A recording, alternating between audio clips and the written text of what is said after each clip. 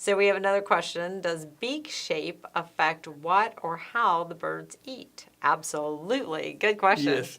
Well, is it the chicken or the egg? Which came first? Did the beak shape dictate what they eat, or did what they're eating dictate the bill shape? What do you think? Who knows? Both? It's a joint thing. Yeah. Yeah. That's evolution. Getting back to Charles Darwin, it's just what evolved so that one species or one type of bird has an advantage in that particular area over that type of food. And yeah, the bill shape, that's why you can see finches cracking large shells. A wren comes along, cannot crack a large shell. Small warblers cannot crack shells. Their beak's small. It doesn't have the power to do that. So when you see cardinals and grosbeaks and other birds like that eat heavier foods, ones in shells, things that are harder to break. And what do wrens and warblers eat? Softer things, droppings from the other birds. When they crack the shells, they can get to the meat that falls down, but there's no shell on it.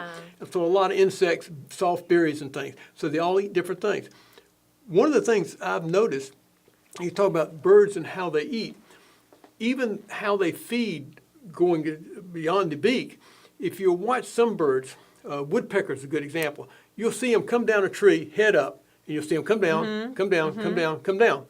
And there's some other birds, you'll see them working head down. Yeah. Down. Right? Nuthatches. And it's like, what's that all about? Well, when you're below looking up, you see what's under the layers of bark. Yeah. When you're up looking down, you see what's on top of the layers of bark. Yeah. So they feed on the same tree, looking for different things in different places. Yeah. Okay, I'll ask you about this because I thought it was one of the funniest things that I had ever read about birds, is that if a cardinal, suddenly the seed sort of changes in the area, right? The available seed, that they'll have a beak for a particular type of seed, and if something else becomes more advantageous, and you may or may not know this, that the female will trade in her mate for the one who can get the seeds the best. Like she'll trade in her her guy for one that with a better beak, better suited for food. No? No. You just don't want to believe it. You're romantic. No, I'm joking. I'm sure you know everything. You know, these things take time. If there's a sudden change in any environment for a species, they're in trouble. Oh, yeah. They're in trouble.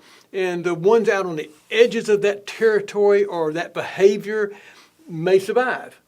And that's why there's a wide diversity. That's why diversity of behaviors and shapes and sizes works over a long period of time, because when something catastrophic happens, there's always some birds, kind of like humans, out on the edge that aren't quite like the rest of them. They'll survive, and the rest of them won't. Yeah.